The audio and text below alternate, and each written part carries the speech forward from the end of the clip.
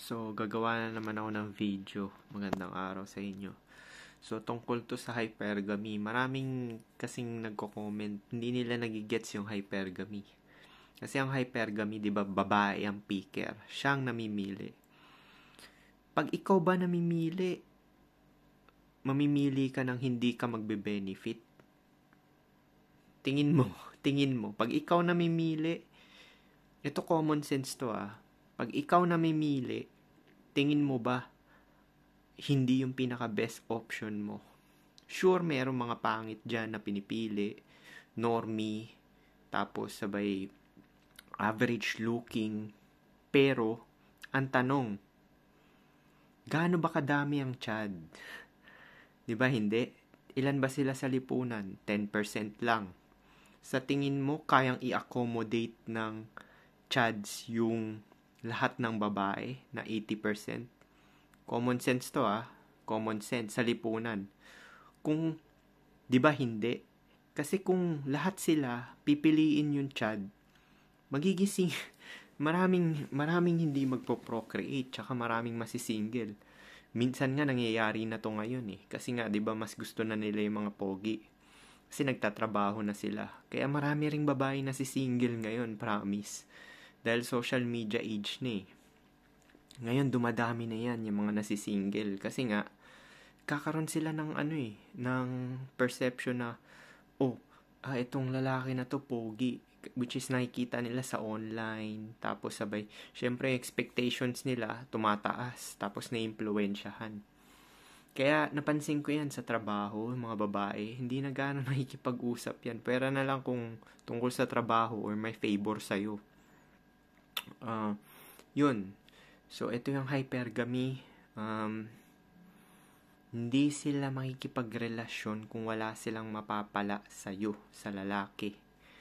Either pera man yan, status, yung popularity, or silbidor ka, serbisyo mo. Wala ka mang pera or wala kang looks, which is yung nangyari sa kapitbahay ko, matangkad siya. Actually, looks pa rin yung matangkad eh. Talo siya sa muka, pero matangkad siya, parang 5'10". Pero, siya yung nagsisimp dun sa babae. Ibig sabihin ng simp is, ikaw yung nagbibigay ng oras mo, binibigay mo yung serbisyo mo, hatid sundo, tapos tagabantay ka ng tindahan, o taga-alaga ka ng anak. Baliktarin natin yung senaryo. Ikaw yung babae, parang ganun. Ikaw nag-aalaga ng bata, tas yung babae yung nagbibigay lang ng pera. So, ang hypergamy kasi is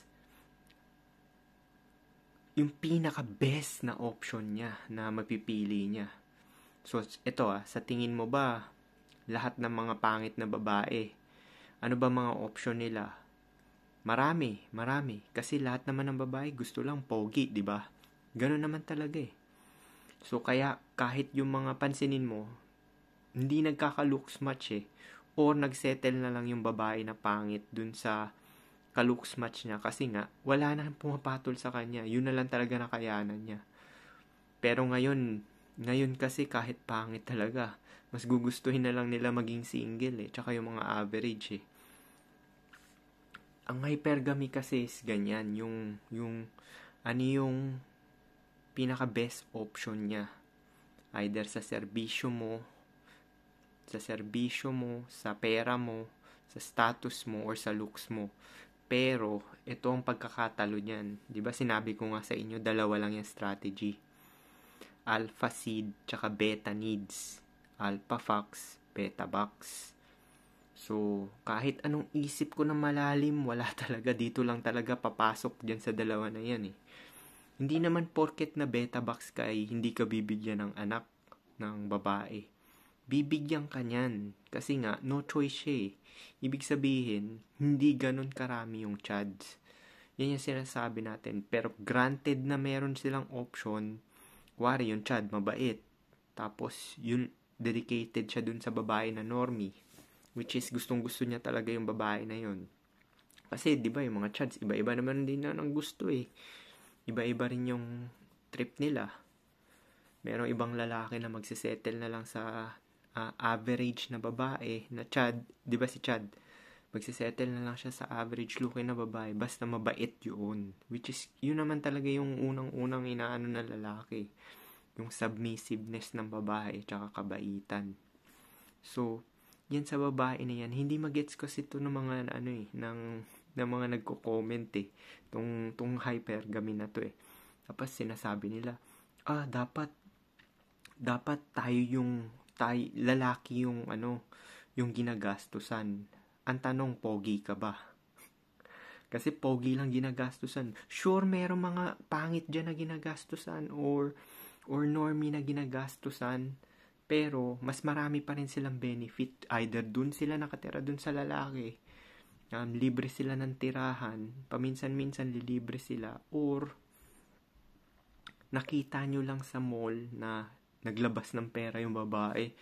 Minsan kasi ganun tayo di ba? Kuwari nakita natin, nag-date sila, kumakain sa labas. Tapos, yung babae naglabas ng pera, binabayaran yung Hindi mo alam yung eksena nun. Hindi mo alam eksena.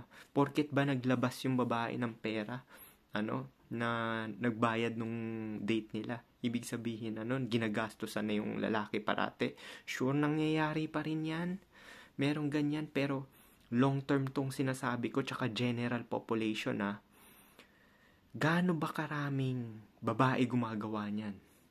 Kasi maraming feeling pogi dito Maraming feeling pogi dito. Yung mga hindi nila nagigets to itong hypergamy na to Parang ang hina ng IQ or hindi ko maintindihan Porket nakita nila naglabas yung babae ng pitaka, nagbayad, iniisip na nila, ginagastusan.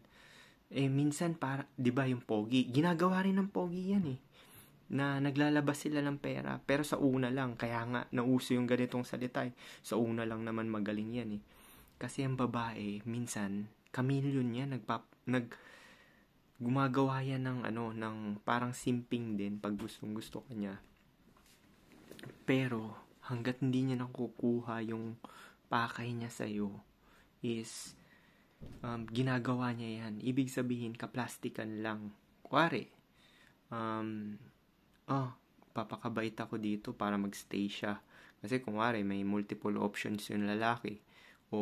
Hindi naman long term to Short term lang to ng gagawin. Tsaka wala akong nakita na babaeng nagpo-provide simula 20 sila hanggang pagtanda. Kabobohan naman yung mga yan, pinagsasabi nyo. Hindi ako naniniwala dyan kasi taliwas to sa nature ng babae. Ano ba nature ng babae? Di ba nature ng babae? Nanganganak sila. Tapos, after nila manganak, hindi pa sila makakatrabaho niyan. Tapos, mangyayari niyan, alagaan pa nila yung bata, nurturing. So, ang yung unconditional love na ginagawa ng sakripisyo ng babae is para lang sa anak niya, hindi para sa lalaki. So, yung mga nakikita niyo sa lipunan na ganyan, nandilibre, ganyan, superficial yan, hindi yan long term. Wala talaga ako nakita, promise.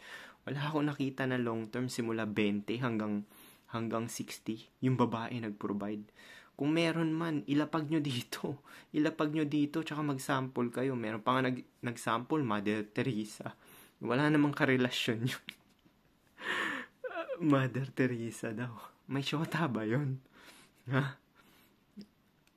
Hindi kasi nagigets tong hypergamy. Hypergamy is, hindi makikipagrelasyon ang babae kung wala siyang mapapala. Ibig sabihin, pipiliin niya yung pinaka-best option niya.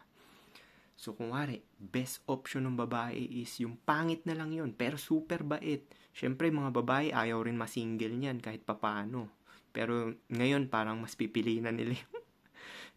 Ito yung sinasabi ko na yung usually, ayaw nila masingle kahit papano kasi gusto nila may kasama. So, magsisettle sila dyan sa pangit na yan. Basta yung pangit na yun, magsiservisyo. Tsaka, hatid sundo. Although, kahit walang pera yung pangit na yun, basta simp talaga siya, mapapakinabangan. Kung anong mapapakinabangan ng babae doon, sa lalaki na yun, mag-i-stay siya. Kasi kung walang pakinabang, hindi mag-i-stay ang babae.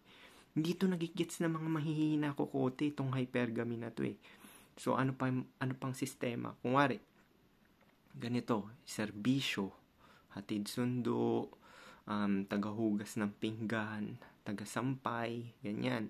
Sakop pa rin ng hypergamy yan.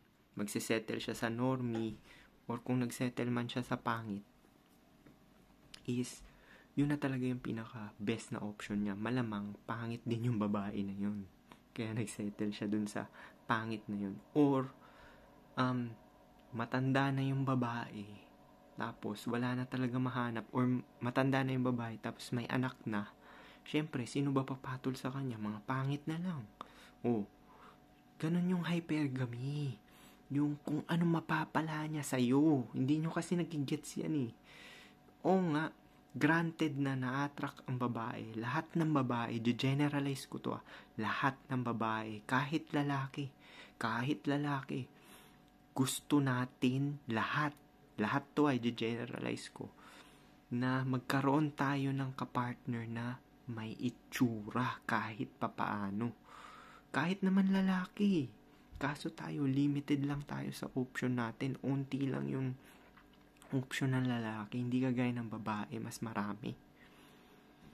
So, sana magets nyo tong hypergamy na to. Kasi marami talaga mahihina yung kukote, hindi nila nagigets no, nagsasample pa ng Mother Teresa. Wala namang karelasyon yun.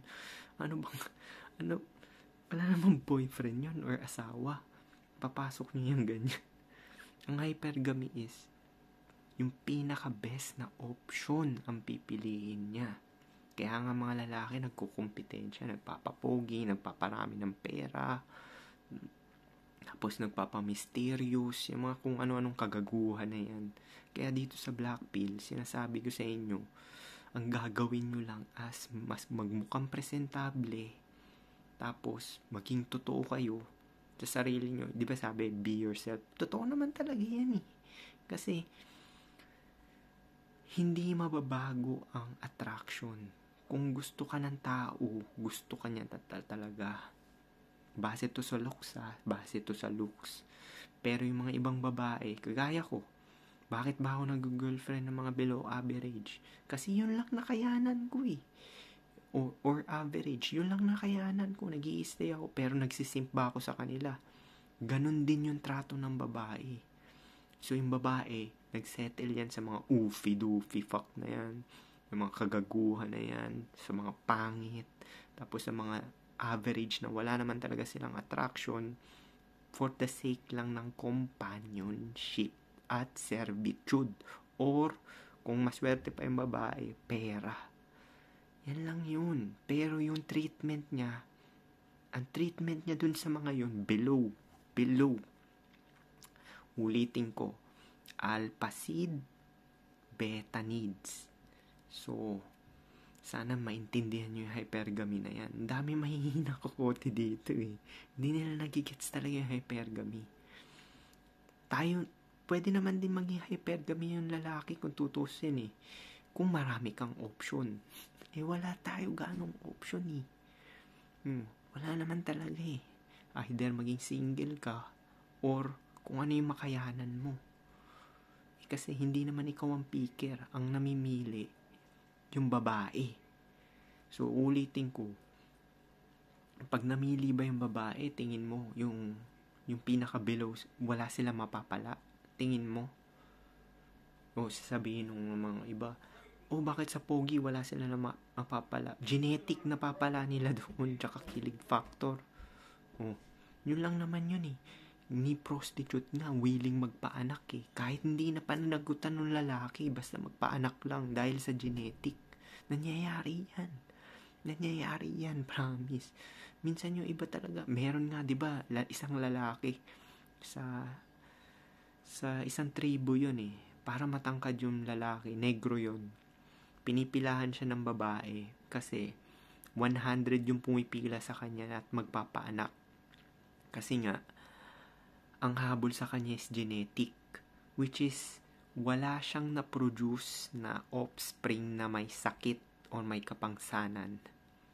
So, yun palang proof na yun, na yun ang genetic determinism. Pinipilahan siya para magpalahi. So, hindi nyo nagigets kasi ang hypergamy na yan eh. So, ang hypergamy is yung pinaka-best option niya na either base sa edad niya, sa nakayanan niya na ma-attract, at saka sa base sa logical na thinking niya na ito mapapala ako dito. Pero granted na kung may chance sila na piliin yung Chad, mas pipiliin nila yung Chad kung granted yung Chad ay loyal sa kanila, which is bihira mangyari, or super bait. Meron kasi mga Chad na ganyan na dedicated lang talaga sa isa, hindi nangangaliwa, which is nangyayari din yan. So paano? Ulitin ko, hypergamy yung pinaka best option niya.